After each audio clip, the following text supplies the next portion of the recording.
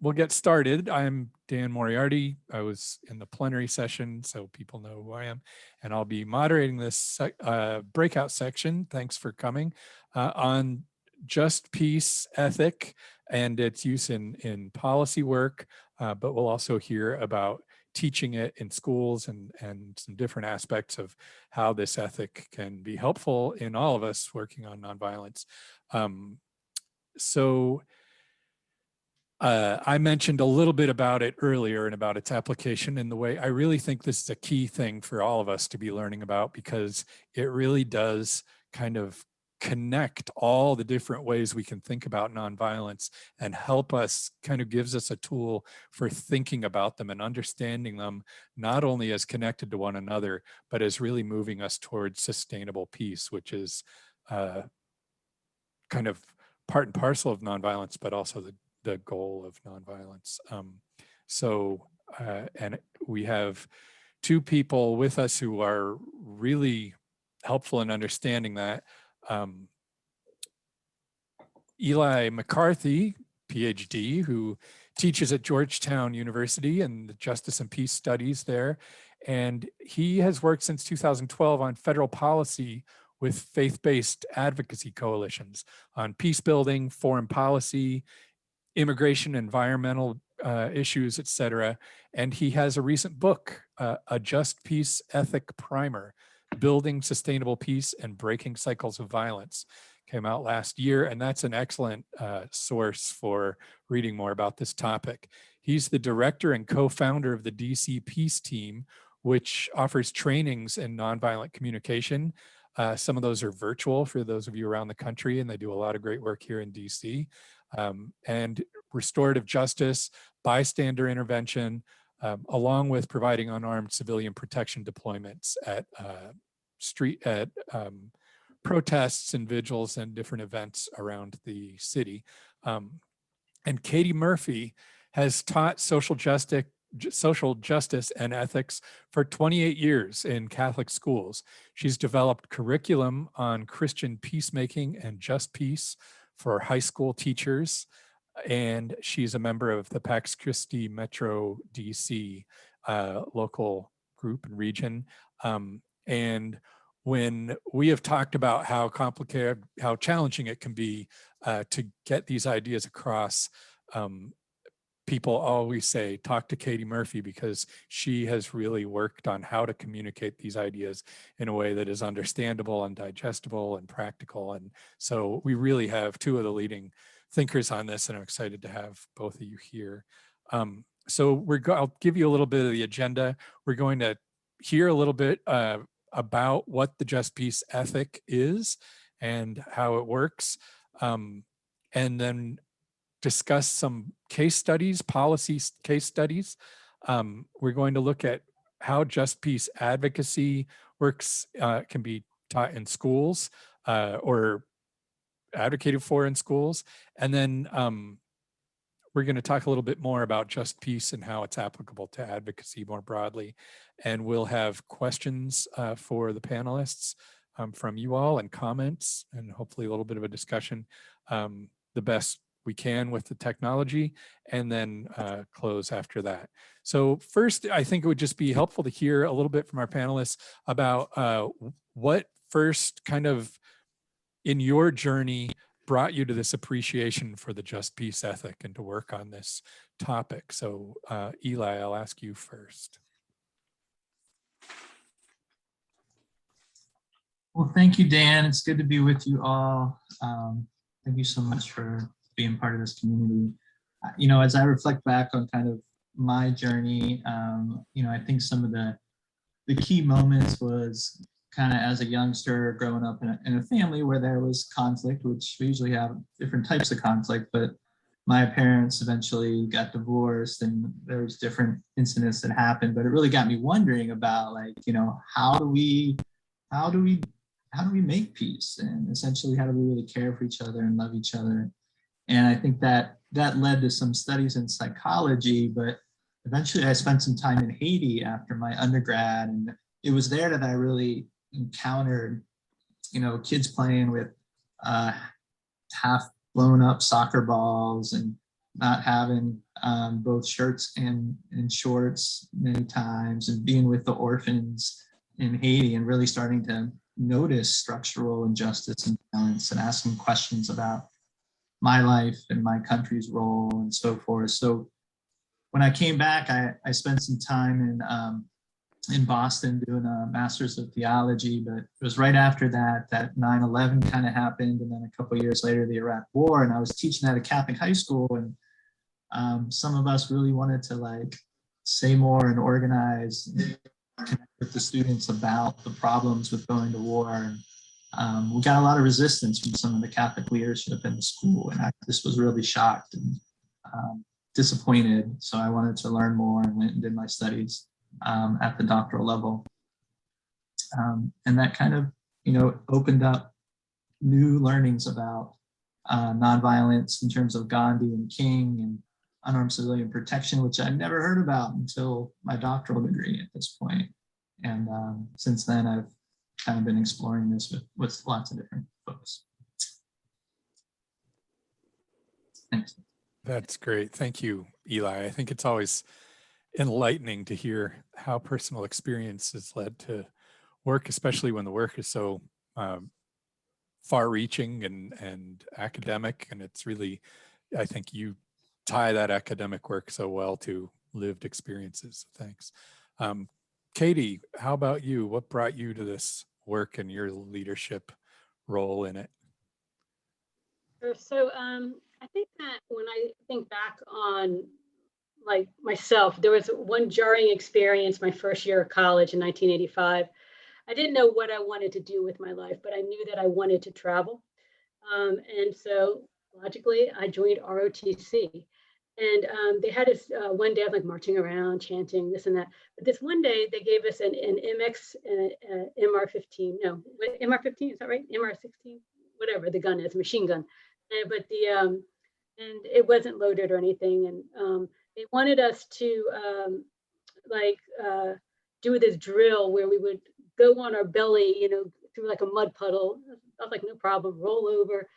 And then to pretend like we're shooting, and they wanted us to yell, kill commies. And everything in my body said, no, I will not do this. And I simply refused. And it was the first time, like my biggest question is like, where do I get beer? Where's the party? But like, it was the first time that I think I really just like, I'm not doing this, right? This is insane. And then after that, and I had the misunderstanding that, well, I was like, I don't want to do violence. That was a very guttural experience. I was being trained to kill. And I was like, I don't want to do that.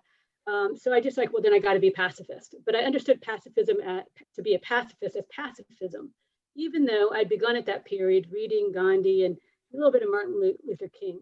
And I worked in Calcutta, and I after college had all these different experiences. But it really wasn't until, and I'm still reading on nonviolence, but I see nonviolence as being no violence, right? I'm not seeing the positive, constructive force of nonviolence. But then in 2002, I took a sabbatical, and I studied nonviolence at a Quaker community called Pendle Hill. And since then, I've done a lot of study on nonviolence, and I've been working with Pax Christi since then. And so that's what's introduced me to Just Peace.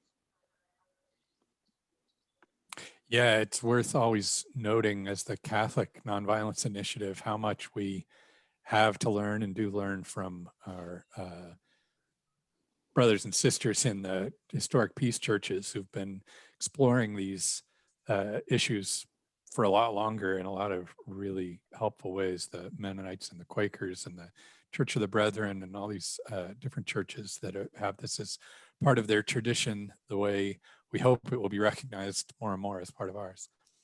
Thank you. So then I'm going to reintroduce or hand it over to Eli, who's going to explain a little bit more about what we mean when we talk about the Just Peace ethic and how it helps us to think about and advance nonviolence. So Eli.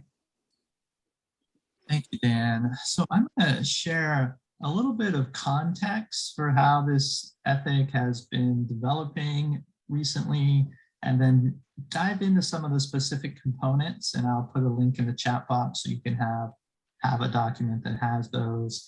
And then just give a brief example of a case study that draws on this just peace ethic to deal with a pretty significant conflict, systemic issue around immigration.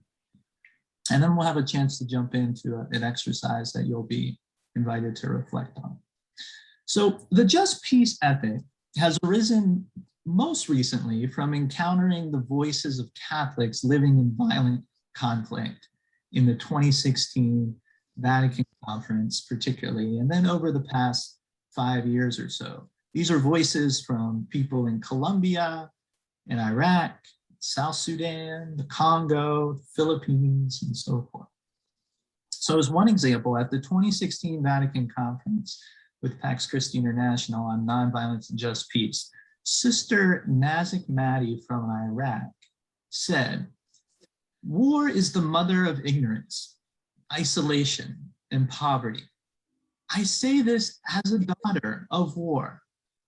We can't respond to violence with worse violence. In order to kill violent persons, we have to create other violent persons to kill them. This encourages the spiral of violence up and up. And the people are so exhausted because they don't know what's happening. It's like a dragon with 7 heads. You cut one and 2 others come up." Unquote. Now, as Christians, we orient our journey through Jesus Christ, the presence and manifestation of God's love on earth, who concretizes the vision of shalom where justice and peace shall kiss. Jesus makes it clear that he was not in favor of a negative peace based on the sword, rather a positive peace based on human dignity and social justice. Jesus models the way of just peace by becoming vulnerable, caring for the outcasts, prioritizing those in urgent need, loving and forgiving enemies, challenging the religious, political, economic, and military powers, healing persons and communities, risking and offering his life on the cross to expose and transcend both injustice and violence. So Jesus centers shalom on the embodiment of mercy and compassion in the Good Samaritan story. Hence, he gives the new commandment to love as I have loved you. That is the nonviolent love of neighbor, strangers, and enemies.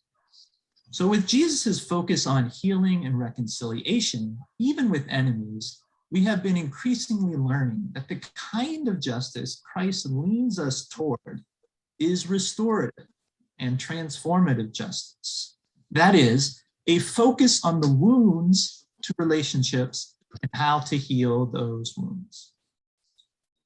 So the just peace moral framework or ethic has been crystallizing from these voices that I've mentioned, but also our tradition of creation as a sacred gift, the Sermon on the Mount, the trajectory of Catholic social teaching, the vocation to be missionary disciples, the World Council of Churches 2011 call explicitly for a just peace approach, and a number of other theologians. So this framework, in short, envisions just peace as a way of political cooperation for the common good, respect for the dignity of persons in the natural world, preventing violence, and transforming conflict through nonviolent strategies. So that is a little bit about the context. I'm going to put a link in the chat box that you can copy and paste and open up, and we'll certainly email it out to you afterwards. And I want to walk through just briefly some of the components of the just peace ethic. Dan, could you enable my screen sharing possibly? Make me a co-host.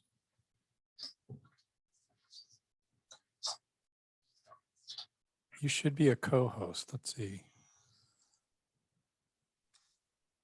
So as he's working, Oh, you are not a co-host. Let's see. Sorry. And I don't know if I can make you, how do I make you a I might be able to make you one. Hold on. So there's three categories to the just peace ethic. And if you are able to open up that document, the idea here is that there are just peace norms within each of these three categories. And the invitation or the challenge is that our strategies and actions that we choose must enhance or at least not obstruct these norms, as well as means and ends consistent. So Katie, if you want to go ahead and share it, that's fine if you're able to. Or Dan, if you're able to. Otherwise, I'll just talk through it. Dan, you should be able to. Yeah, hold on just a second. Okay. So the three different categories, okay? So the first one is develop virtues and skills for constructively engaging conflict. The second one is breaking cycles of destructive conflict and violence. And the third one is build sustainable peace. So here are them nicely broken down into three sort of tables. So in the first category, the norms are sustaining spiritual discipline. So this includes disciplines like contemplation, discernment, a Eucharistic prayer that explicitly names Jesus's love of enemies and rejection of violence. The second norm is virtuous habits, particularly mercy, humility, courage, as well as nonviolence. The third norm is education and training in key skills. So this includes skills like strategic civil resistance, nonviolent communication, analysis of the root causes, racial, intersectional, needs-based analysis. The next norm is participatory processes, and then forming nonviolent peacemaking communities, which also includes institutions, cultures, systems. The second category, breaking cycles of violence, the first norm here is reflexivity. And this is really a critical one because it challenges us to, as best we can, try to make the means that we choose sort of consistent with the ends that we're claiming we're going after. So means and ends consistency. The next norm is rehumanization. So this is when we use the kind of language we use to describe others, the image creation of others, the narratives, the memories that we draw on, that they should all be rehumanized. The next norm is conflict transformation. This is about drawing adversaries toward partnership and really addressing the root causes. It includes particular things like dialogue, trauma healing, independent initiatives to build trust. The next norm is acknowledge responsibility for harm. So whether it's lament, which is common in our tradition, or restorative justice more broadly. The next norm is nonviolent direct action. So this includes civil resistance, unarmed civilian protection, as well as nonviolent civilian-based defense. And then the last norm in this category is integral disarmament. This is one of Pope Francis's really creative contributions, where he uses this term to refer to the need for kind of a preceding or a simultaneous reduction of weapons or a disarming of the heart to enable a further reduction of the concrete kind of external weapons. So integrating that sort of internal and external work, so to speak, as Jeanette was kind of pointing this towards. The third one, build sustainable peace. So this includes relationality and reconciliation, where relationality is about relations across different sectors in society, in different groups. Next one is robust civil society and just governance, and then ecological justice and sustainability, human dignity and human rights of all, and finally, economic, gender, and racial justice. So when we try to figure out what strategies or actions or even policies are going to, move us towards a more sustainable peace, these are some norms, some categories, some guidelines that we can use and that policymakers can also use.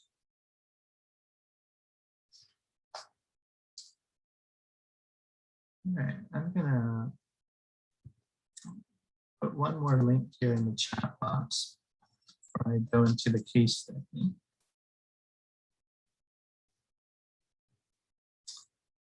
So you heard earlier about the book, The Just Peace Ethic Primer, and this was really a collaborative effort by a number of scholars and a number of people who were part of the Vatican Conference in 2016. So there's a link to it there in the chat box, but there's a few chapters at the beginning which are kind of on the scriptures in just peace, Catholic social teaching in just peace, as well as kind of a virtue approach to just peace. But most of the book are these case studies. Okay, so there's about 4 from the domestic US, and then there's another 6 or so from international. So the ones in the US include US immigration, racial and environmental justice, and the death penalty. And then the international ones include gang violence in El Salvador, civil war in South Sudan, ISIS in Iraq, gender-based violence in the Congo, women-led activism in the Philippines, and ethnic violence in Kenya. So the one case I want to just highlight to kind of give you an example here is the one on US immigration. This is written by Leo Guardado, who's part of the meeting today. He's a professor at Fordham University, and this was written around 2018. And this is what his analysis unfolds, drawing on kind of a just peace ethic. He says, immigration to and in the US is fundamentally marked by direct and institutionalized violence. In turn, a framework of just peace provides a more capacious approach for the church's discernment of its responsibility to accompany and protect people whose life is threatened by deportation. So the just peace ethic begins by seeing clearly the root causes such as direct violence, in this case militarization, gangs, domestic violence, the social economic instability such as trade policies, and political repression, sometimes the support for particular leaders who are violating human rights in those countries. So the first category of just peace, virtues and skills to engage conflict constructively, suggests the importance of cultivating the virtues of mercy, hospitality, solidarity, and courage, as well as the spiritual discipline of discernment about the possibility of the church offering sanctuary. Such ecclesial discernment calls for the just peace norm of participatory processes. Now, when Leo turns to the just peace category of breaking cycles of violence, he says we can more clearly affirm that sanctuary is a form of rehumanization of migrants, as well as nonviolent direct action in unarmed civilian protection. Rather than sanctuary being merely something that entails risk or leaders might be concerned because it may or may not subvert the law, just peace framework puts it in under a different lens and perspective. So the last category, Leo says, building sustainable peace, he says, well, this situation calls for a civil initiative. In other words, the just peace norm of enhancing a robust civil society. And he says the church ought to play this transformative role, particularly by offering sanctuary, which also enhances racial justice and provides a window to creating more just governance. So he wraps up his thoughts in short by saying, as long as violence in Central America continues to threaten the lives and humanity of people there, They will continue to seek life outside their countries, even in unauthorized ways. So those that flee to the US and successfully enter present the church with a responsibility to protect. That entails risking our security for theirs in order to resist the legalized violence of our government. Envisioning and practicing church as sanctuary is an initiative that begins to form and transform a people, particularly the church, into a people of nonviolence and peace. So in sum, that's kind of a short summary of his kind of case. You can read more about it in the book, but in sum, the just peace ethic will better form us as peacemakers, our imagination and our discipline, will better transform conflict and get to the root causes, better prevent structural and cultural violence, such as the arms race in terms of structural or dehumanization in terms of cultural, better break cycles of violence, and get us closer to outlawing war, which Vatican II particularly called us to strain every muscle to do so. And finally, thus, better prevent and limit war and draw us closer to Jesus. Thank you, Dan. Thank you, Eli. I wish I kind of wish that had come before the plenary at the beginning, so that you would have seen what I mean by how this helps to tie all these different things together into kind of a cohesive peacemaking whole. That's really helpful. I always love hearing you explain this. So Katie is going to, I think now, facilitate a bit of a discussion with Eli about a case study, another case study that you've got prepared. Is that right? Yes. Okay, could you unshare the advocacy handout, please? Okay, so hi, we know you've done like a lot of listening, and now we want to hear from you. So we're going to try to facilitate a discussion on Zoom, and we think we have a way to do it. So let me see, here we go, it's working actually, okay. All right, so let me go to present. All right, so, all right. All right, so we're going to engage in a 10 to 15 minute discussion. And this is how it's going to work. So we're going to ask you to write a comment or a question. You can write questions about Eli's talk too in the chat about a case study that I'm going to introduce on the next slide. I will read out the case study, and I'm going to give you a minute or two to think about it and to write down some comments. Then Dan is going to choose 3 comments, and he will announce a name and unmute the speaker, and you can either read or very briefly talk about your comment. We ask that you keep the comments like a minute or less so that we can hear from more people, because we really only have about 10 to 15 minutes for this segment.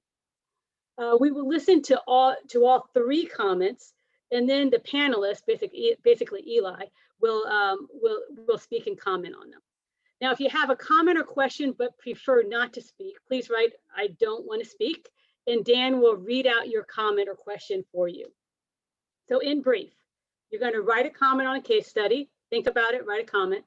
Dan will choose 3 comments to be shared. After hearing all 3 comments and questions, the panelists will speak, and we hope to do it again and to hear from more speakers. So here is the case study.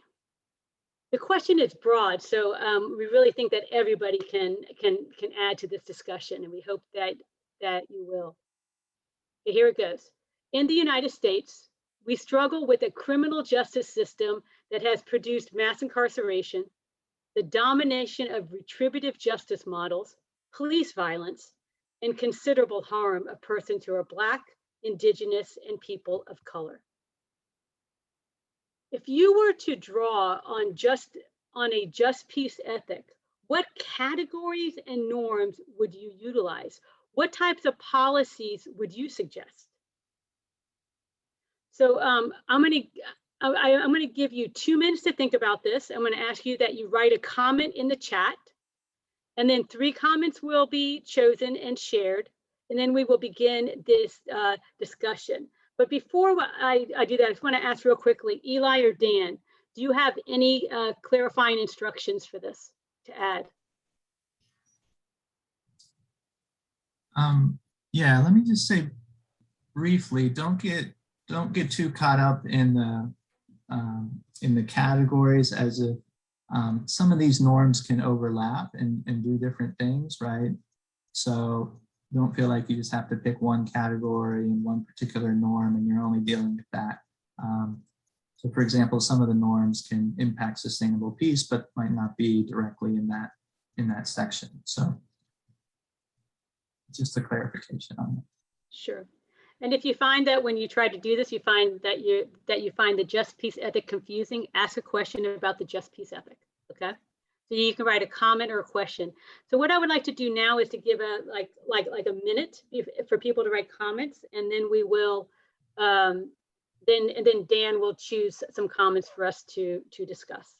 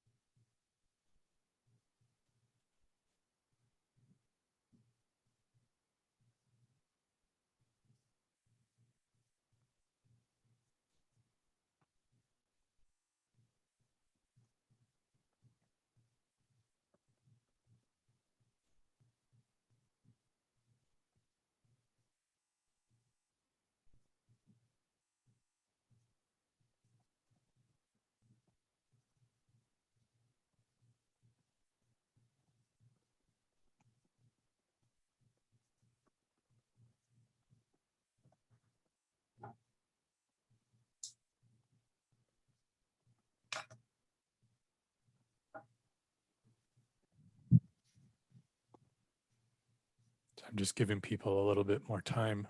It's a lot to read over and absorb and then apply. But just, yeah, thinking about, surely we've all thought a little bit about what we could do about this dilemma, especially in the last year. So think about how that kind of reflects those just peace norms, and then share in the chat.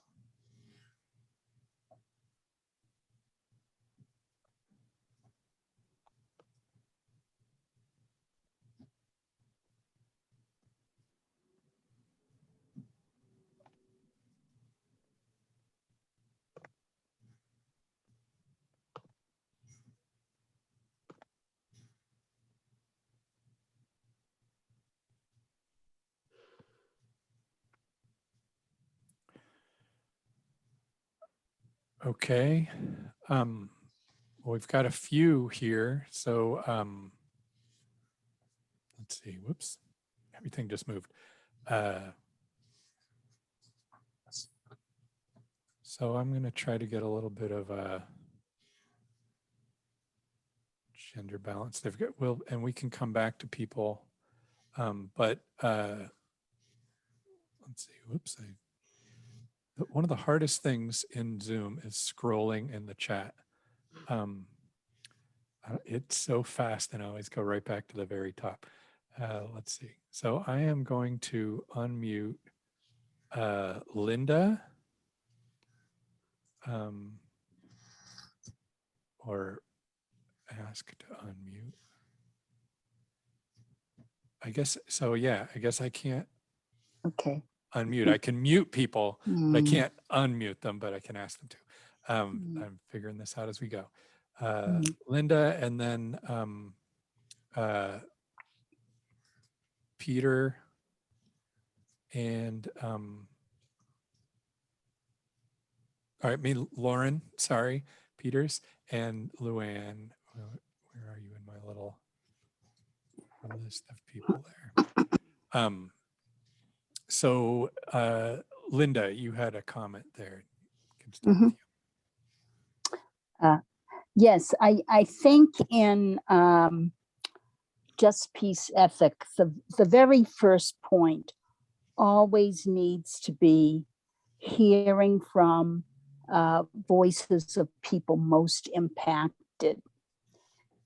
And yeah, that's always really the number one to me. And I belong to an organization of a group north of Boston, Massachusetts, that is led by people of color.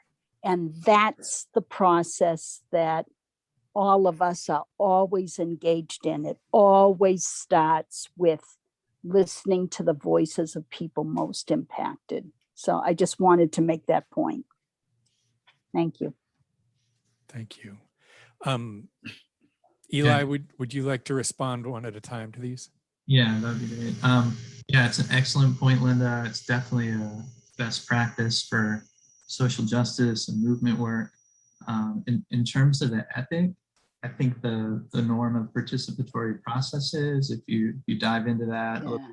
even in the footnotes, might say, but that would be something which would signal or draw people or groups to do that particular thing, right? To focus on those who are most impacted, bring them in, prioritize, listen, and so forth. You know, there's also an aspect of it in the norm on economic justice and gender and racial justice, because there's kind of an emphasis on those who are most marginalized and vulnerable and so forth. But really good point. Thank you. Thank you, Linda. And Lauren Peters. Yes. So I wrote down, why do we and others often want revenge? I'm thinking that part of it's a question, is this something natural? Is it in our DNA? Or is it more cultural or political? Or why is it that we're so focused on revenge? And because that seems like the place where most people get stuck.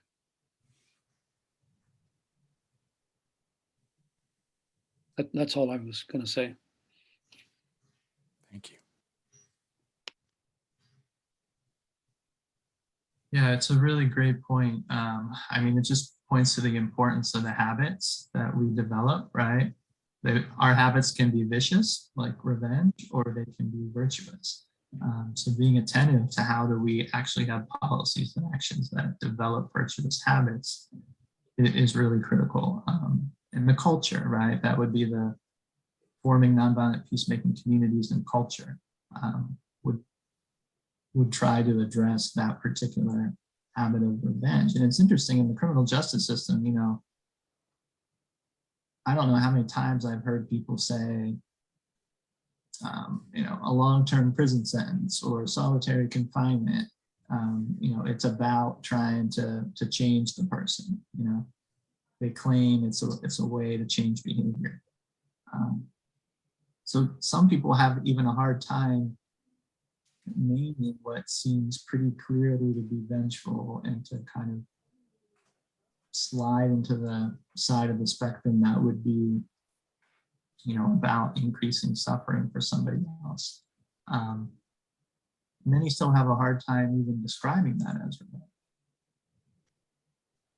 So what can we do to, you know, really shift those cultural habits? And I mean, I think the restorative justice models are really growing in the US. There's Catholic Mobilizing Network is really trying to push RJ in Catholic spaces. And I think that's where the norm of acknowledging responsibility for harm can perhaps provide some assistance to. Thank you. And Luann.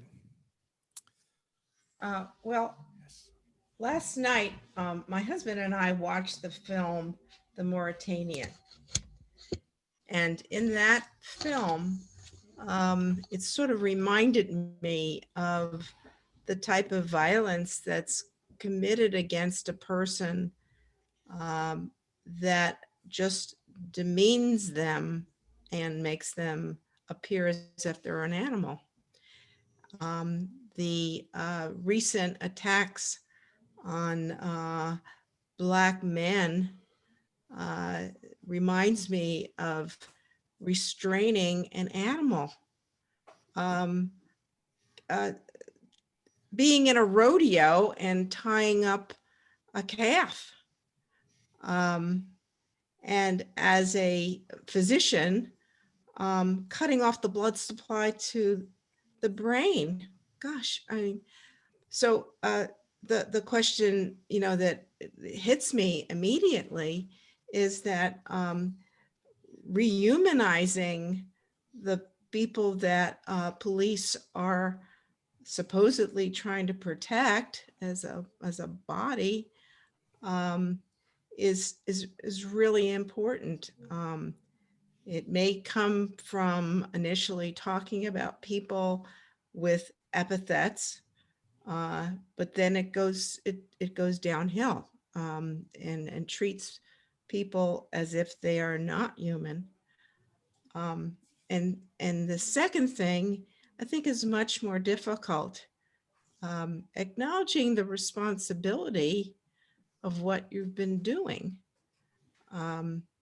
In our litigious environment, I'm sure that the police boards will say, don't admit anything. You know, that's the typical thing you do. You don't admit anything. And using that as a construct, then, well, if I don't admit it, I wasn't responsible. So I think just it's an ethic that is something that we really have to counter with the just peace ideas. And it's the very basic human dignity issue in a way that is on our streets. Yeah, I know it's not in the war zone, but it's on our streets. Thank you, Luann. Yeah, thanks, Luann. I mean, just to highlight your use of rehumanization and human dignity, I thought you said it really well. Katie, feel free to jump in too if you have anything. No, it's very well said, Luann. And we have a couple more minutes and a whole bunch of great comments. I wish we could, like Judy said at the top of the conference, I wish we could all gather and just continue these discussions in the coffee break, et cetera. But one that said, we don't need to call on Marianne, but she said, perhaps build sustainable peace. And an example would be relationality and reconciliation or restorative justice programs.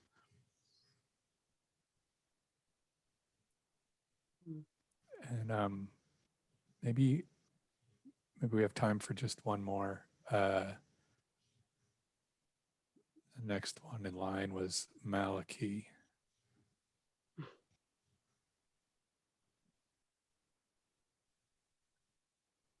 Malachi, would you like to unmute and share yours?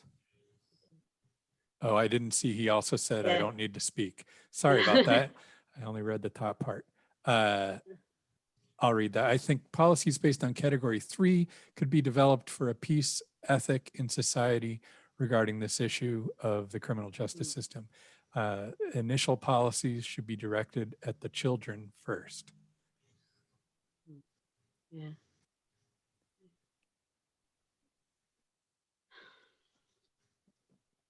And so yeah, Charlene, are you still there? I gotta look through my little, I know she said. Yes, Dan, I'm here. Would you like to share yours? I know you have to leave soon. Yeah. For those of you, most of you don't know me, but Katie does. Hi, Katie, and some of my Fox Christie friends online. I'm an educator also, and I teach social justice also. And so, you know, it's really become very clear to me that, and this relates to like kind of all of them overlapping, you know, if we believe in the dignity of the person, which is at the core of everything, that then impacts the kind of relationship we have. So it comes down to the how we do the things we do. And when I talk to the kids a lot of the time about people, you know, being incarcerated as one of the forms of where we have to use restorative justice, this, yes, okay, someone killed someone, yes, that is not acceptable, that is not appropriate, that harms society, but this person is also a person. So how do we, you know, we all hurt because this human being who is supposed to flourish like the rest of us has hurt another human being, so now we all hurt. So how can we help restore things to the way that they're supposed to be?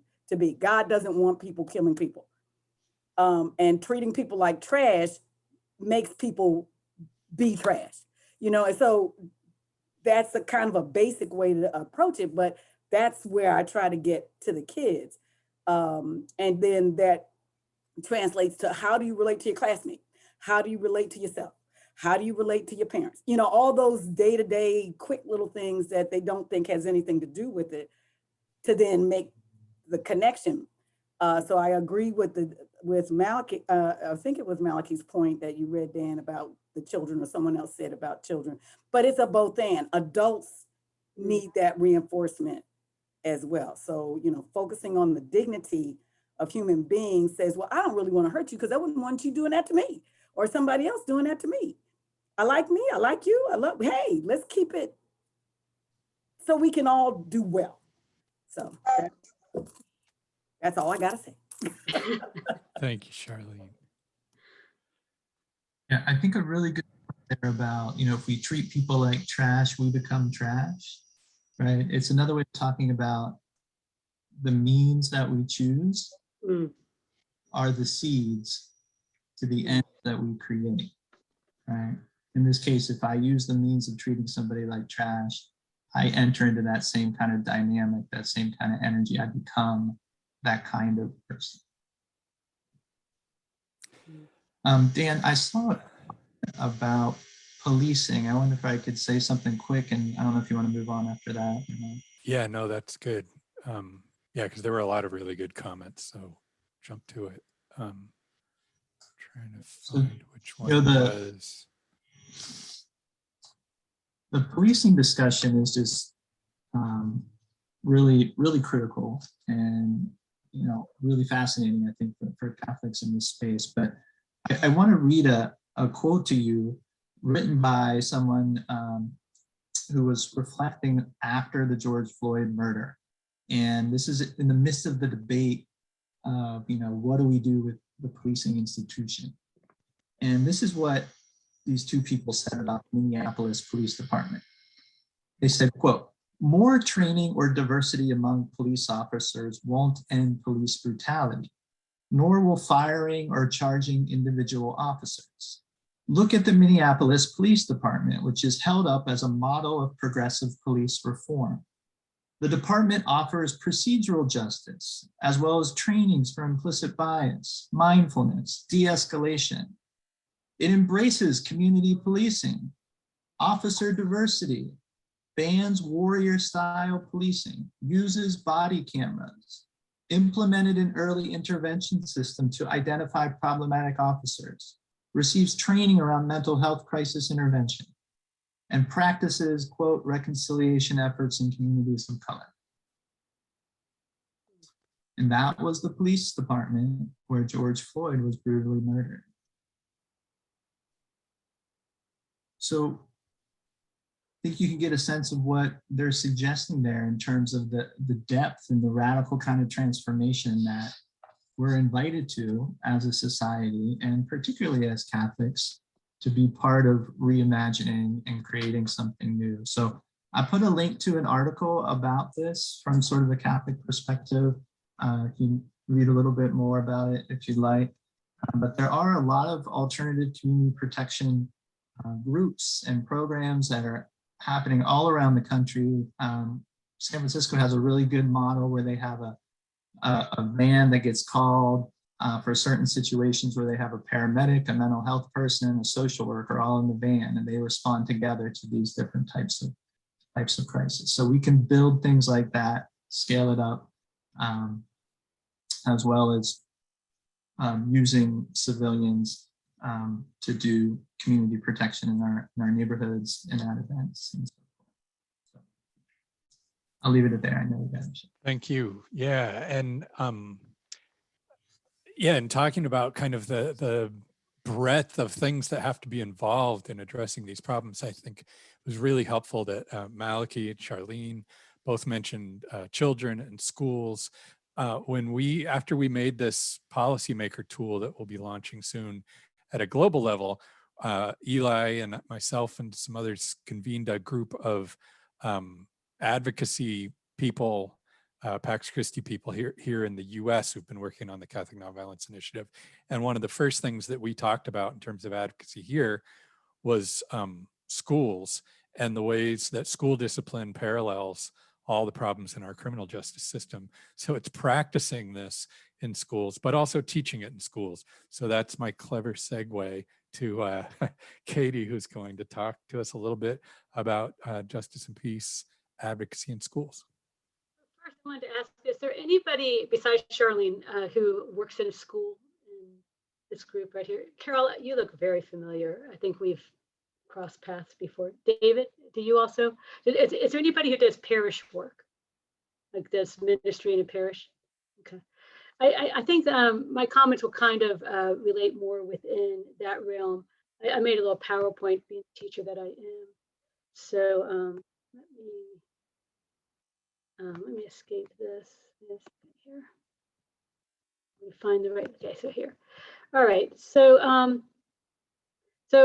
my name is, as I said before, Katie Murphy, and I've been teaching for 28 years in 2 different Catholic high schools, and I'm really I'm very I feel very lucky and humbled to be able to speak with you today about a passion of mine, which is nonviolence education in Catholic schools.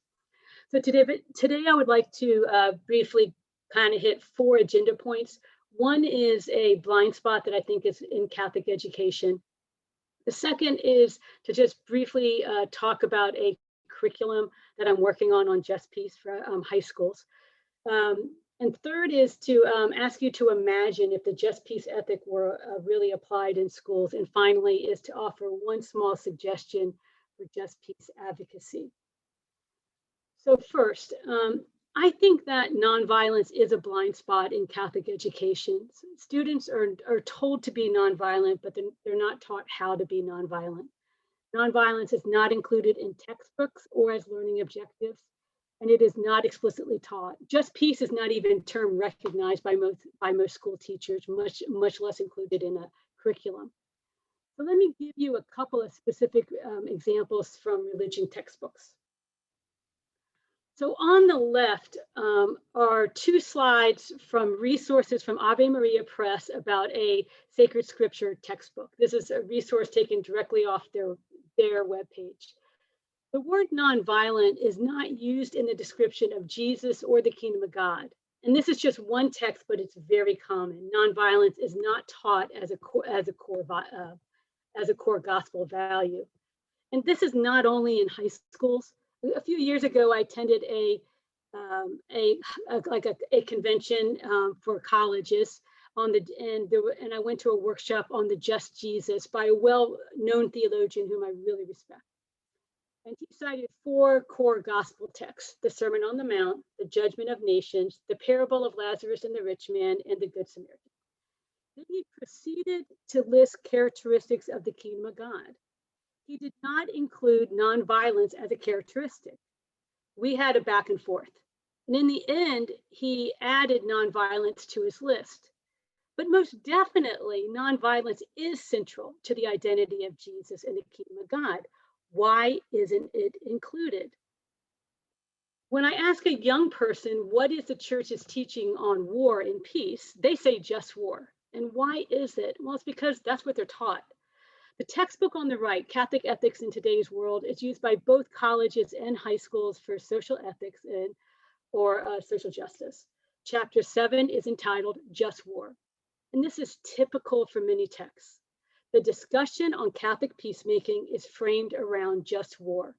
Some texts include a section on nonviolence, but they refer to it as the option of nonviolence. Literally, that's a subheading in one of the textbooks, the option of nonviolence.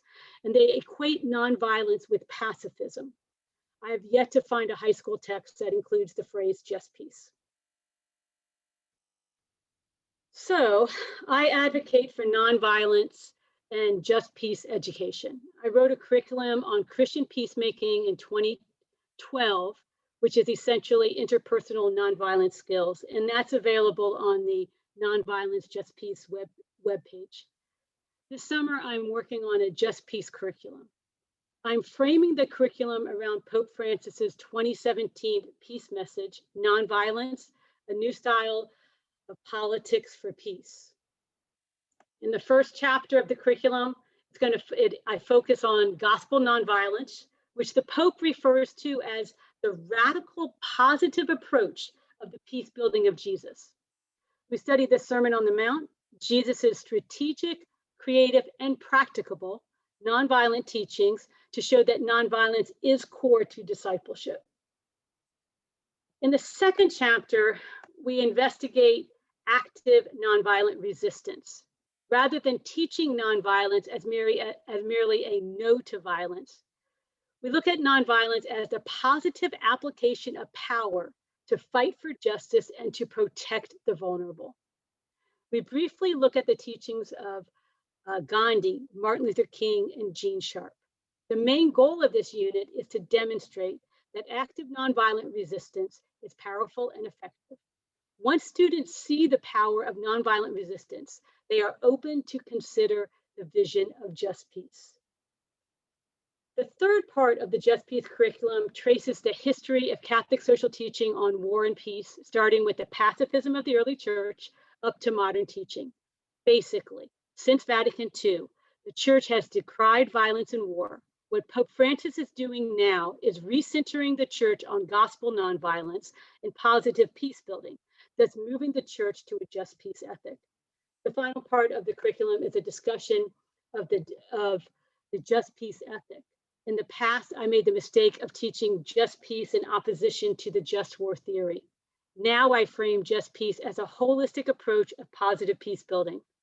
The defund police movement and restorative justice are easy ways for students to access the just peace ethic before entering into the more complicated global issues. After a study of gospel nonviolence, active nonviolence, and modern Catholic teaching, I think that the just peace ethic will make sense to students. So I'm going to ask you to imagine, just imagine with me for a moment. Imagine if Catholic schools seriously taught and upheld the nonviolent Jesus.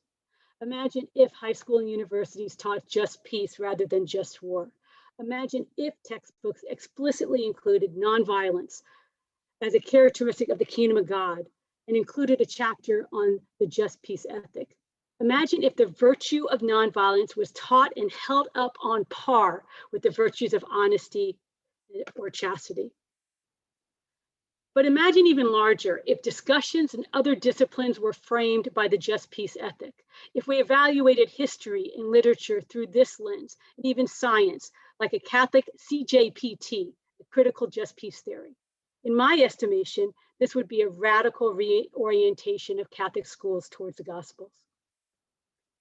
And finally, one small advocacy suggestion: use the words nonviolence and just peace often. Start where you stand, in your home, in your parishes, communities, places of work. Just use these terms and value these terms. Talk about the nonviolent Jesus. Ask for nonviolent solutions at work.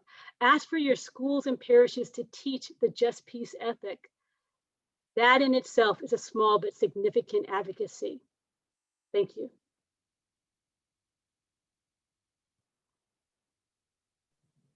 I get so excited.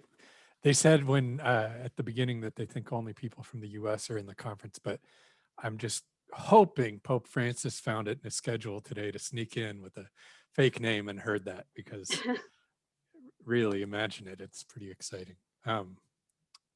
That's what we're hoping to impress upon him and all the leaders in the church. Thanks so much. So, and then we began by talking a little bit about policy advocacy. And so Eli is going to talk to us a little bit more about some examples of that, and then we can get into more questions and conversation with you all. Thanks, Dan. Thanks, Katie. That was really well done, and really appreciate all the amazing creative work you've done on these curriculums. There, seeds to a lot of great harvests. So, thank you. I just want to give a few examples of some actual policies that are kind of pending or things that we could advocate for that would help. That would be, I think, consistent with the just peace approach and advancing nonviolence. So these are primarily on the document that I gave you earlier, where we were looking at the norms on the top. If you go down to the second page, you can see links to some of these. The first one is the BREATHE Act, which was actually developed by many Black Lives Matter leaders. It's federal legislation. It's about investing in these communities that have been primarily impacted from harm from the criminal justice system and policing. It's about investing in community alternative protection strategies. It's really amazing.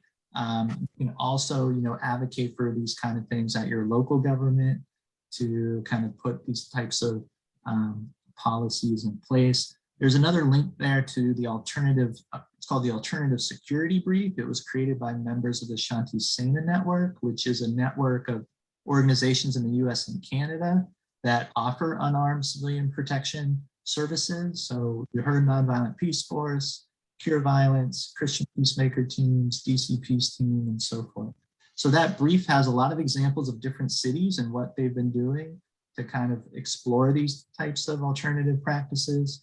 And then the last one there under the BREATHE Act is the link I sent you earlier on kind of human dignity and policing, Catholic social teaching.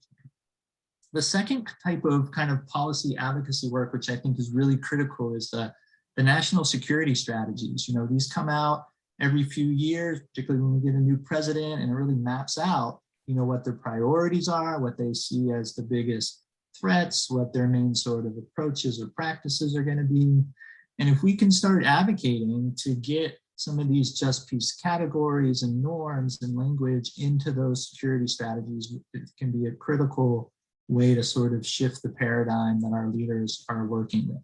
There's a sample article there about a public health approach to national security strategy. Of course, this really got illuminated during the COVID-19. So a lot of people are actually starting to write about that as well. The third one is increasing the Complex Crises Fund. This is an actual fund. It's about, I think, around 30-40 million right now. Groups are trying to increase it. It's basically getting the US government to invest in prevention and peace building and nonviolent strategies. But when you compare that to Pentagon spending, which is, I think, 730 some billion, and the Senate committee recently just said, let's get more, even though Biden wanted less. So we've got a major opportunity there, both to increase Complex Crises Fund and other peace building funds and reduce the Pentagon spending. Number 4 is to advance unarmed civilian protection. So, the US government actually funds the Nonviolent Peace Force in South Sudan, and they funded Cure Violence and some other, in I think Honduras.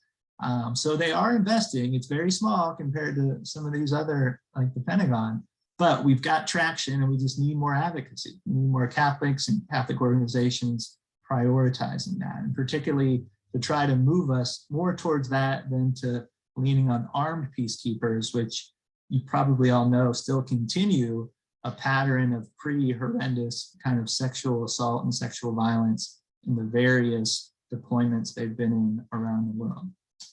Number 5, the conflict with Iran. There's an example there of using the Just Peace framework to sort of break that cycle of violence between the US and Iran.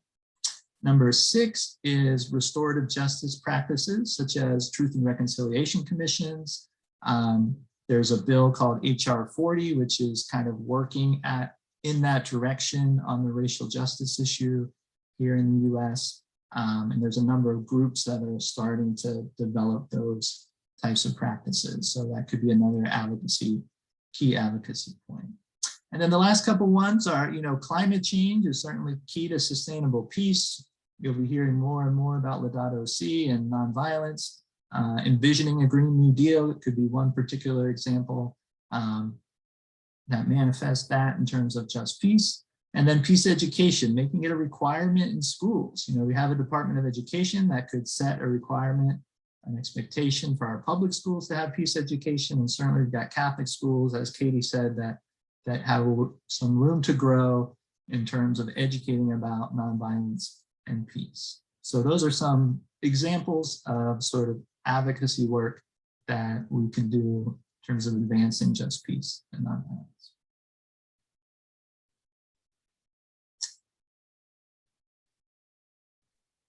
Thank you, Eli. That's great. And I think one other thing, and this is where the just peace ethic, it doesn't just help us to list these kinds of policies, but to place them within this context where we see how they're working together, all these different policies working together toward just peace, or toward sustainable peace, where there's wide participation, where there's dialogue, where there's opportunities for reconciliation, healing, truth-telling, and policies that allow people to meet their basic human needs for a dignified life, et cetera.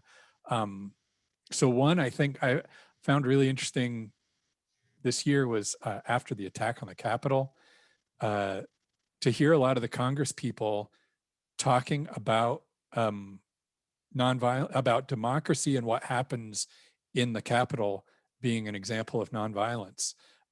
And a lot of times our democratic system is used to pass violent policies, unfortunately, but the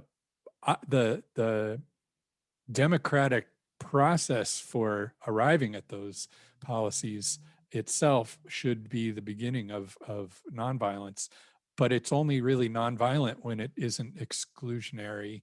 And so things like the HR 1 and the voting rights laws and initiatives in Congress would be another example, so that everybody has access to our democratic system and process.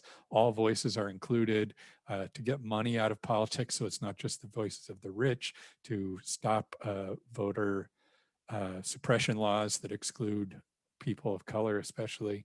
And then hopefully that leads to a better chance for these other kinds of policies to be passed. So now we have some time for questions and maybe some conversation. So if there are any questions for any of our panelists or other people, I think one question we had was maybe Maliki, if your sound is better, where is Maliki? Would you be able to tell us a little bit about the Peace Tax Fund that you've worked so much on? Because that would be another good example. So maybe we'll start with that question from us to you. Okay, thank you. I've learned a lot in this portion today, and also the plenary. I really appreciate all the work that's gone into it. So the National Campaign for a Peace Tax Fund has been promoting a bill for many years. And basically what it would do is expand conscientious objection to income tax payment. And it would expand the concept of conscientious objection from those who are attempting to avoid military service in a time of war, or also in a time of so-called peace. It would be for anyone who is morally, ethically opposed to war and having that portion of their income taxes used for war. So I've seen percentages of funding for the Pentagon and other military spending go from anywhere from 30% to up to 60%.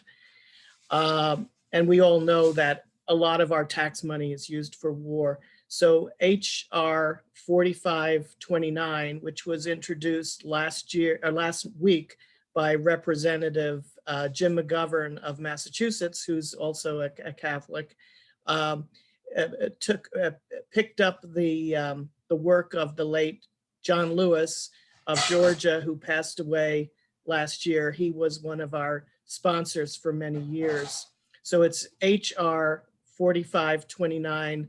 It's a peace tax fund bill, which would create a separate fund in the Treasury for that percentage of your income taxes that is used for all kinds of military purposes. And you can find out more information at peacetaxfund.org. And it's one concrete thing that people can do to promote a culture of peace within the United States and nonviolence. Thank you so much. That's really a great example. And you, I know, have been recognized by Pax Christi and others for your leadership on advocating for that. So thank you. So if there are other questions, we can maybe do it the way we did with the comments. But if people want, if you just have a question, you could just write it in the chat and we can pass it along to the panelists. So about any of what we're talking about the just peace ethic, how to apply it, advocacy, the school, including it in schools and curriculum, or anything else. We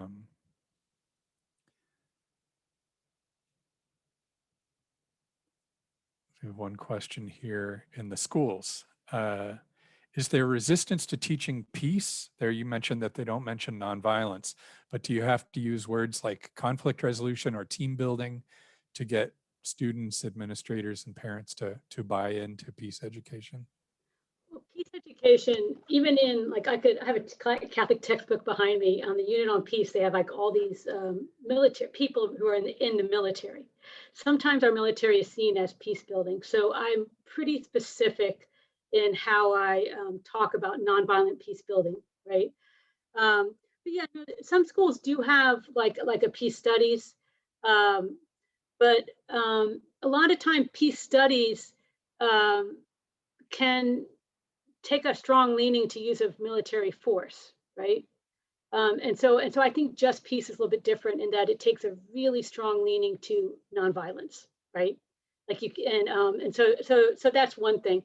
I would say where I see the biggest opening for peace education is through the new trend for socio-emotional skill training in schools, and that's basically when you feel angry, what do you do, and conflict resolution and things like that, kind of like what the Little Friends for Peace does. That's a great window right now because we acknowledge that the stress during COVID was really unhealthy for our kids, right? And we know that suicide is even increased among kids. I was from 5 to 12. Suicide increased by something like 37% last year, right? So I think that's a great way to get in nonviolent education into schools. Anything to add, Eli?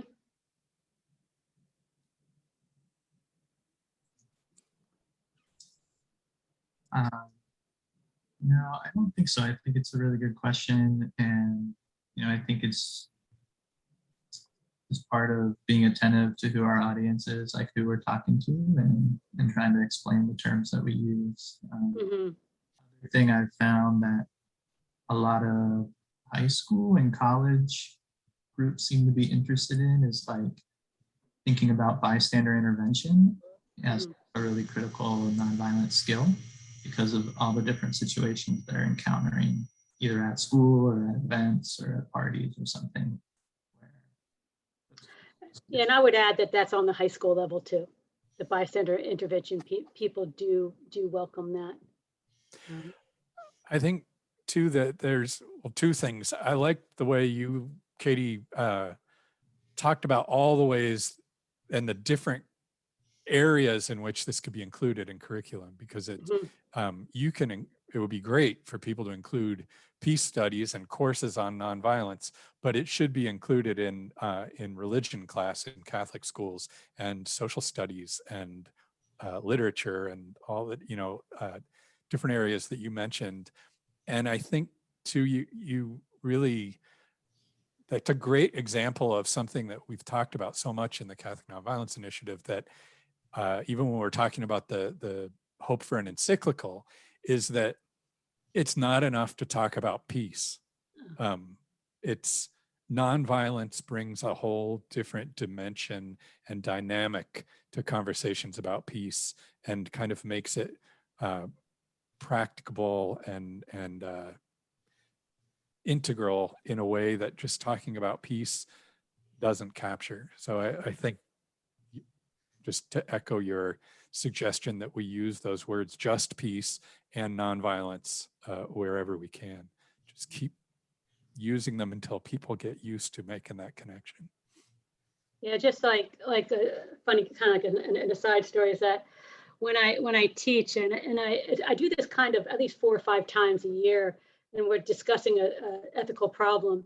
And when the kids are really like, they say horrible things, like they'll just like by thinking logically about something, talking about a problem, like a geopolitical problem, and they'll just say really casually, like, well, maybe we should bond, and so like sometimes I'll just say, oh, wait, someone's at the door, and I'll go, wait a second, and I open the door, and I'm like, Jesus, come on in and be a part of the conversation. And the kids are like, what, but when you really bring in the nonviolent Jesus into the conversation and into the talk of peace, I believe that nonviolence is the soul of peace, and I believe that nonviolence is the soul of justice, right? It is the how of justice. We've done a great job in Catholic schools in talking about justice, right? We in Jesuit schools, we want men to be committed to doing justice, but the how of justice is nonviolence, and that has not been articulated. And I don't think that justice is justice without nonviolence, because you will not have right relationship, which is justice, right? Yeah, it really, it may, in a way, with that idea of gospel nonviolence, there's all kinds of ways people talk about justice, but gospel justice, shalom, biblical justice, is just peace, and nonviolence is the only way to get there. Right. We had another comment. I appreciate the just peace ethic framework and think it may provide a good way to look at some provisions of proposed legislation on the state level. For example, those harmful bills that have been introduced in the past regarding police and demonstrations, and really about Black Lives Matter, but without mentioning it. Some of the bills to criminalize Black Lives Matter demonstrations.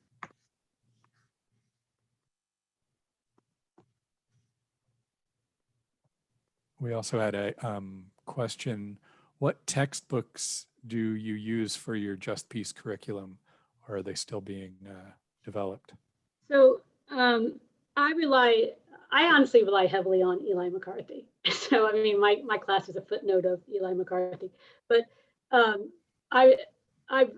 this summer I've read his Just Peace primer, which I strongly recommend. The first 3 chapters are great, like overviews, but then it gets really concrete, and that's what's hard, is getting concrete, and he has concrete case studies, and he can talk to that. And I would also say the Advancing Nonviolence and Just Peace that was just put out by the Catholic, by Marie Dennis and Judy Code and whatnot, that's also like a primary. But besides that, I don't know. Eli, what do you know?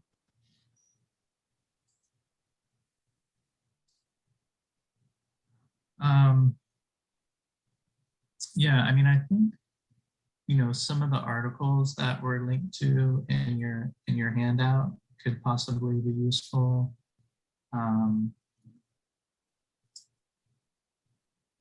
be happy to kind of take a look at some stuff and send people some things if you want some more resources. My email's at the bottom of the handout. Yeah. And I think we'll be able to get the all the people who registered for this, so we can send an email I think with those. Is that right, John Noble? I think he's actually not on anymore. I am. Yeah. Okay. What was the question specifically again? We'll be able to get emails for the people who participated in this so we can send those links again. Yes, let me just get a screenshot real quick so I can get everybody's names. And then we should be able to pull from the attendee list if you're registered, and then everyone should be able to get those resources. Perfect, thanks. Let's see.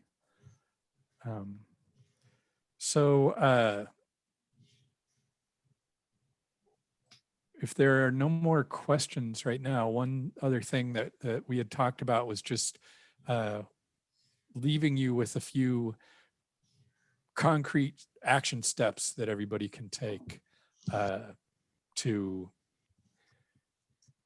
jump in and start advancing the application of this ethic, just peace ethic, and in your own advocacy as Pax Christi members. So do you each have suggestions for things people can do?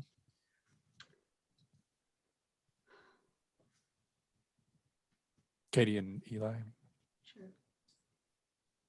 Yeah, I mean, again, these are on that handout, but I think just to invite you, there is a Catholic Nonviolence Initiative US group that kind of meets monthly, but has a few different committees working on different things like advocacy and education and parishes and so forth. So if you want to get more involved, Judy Code would probably be the best person to connect with, or you could send an email to me as well, and we'll try to loop you in to that. I think the second thing has kind of been mentioned, try to use these just peace categories and norms, particularly in your advocacy. If you're writing a letter to your representative, if you're working with a particular Catholic advocacy organization, try to impact, the way, what they prioritize and the way they talk about it, the way they argue it.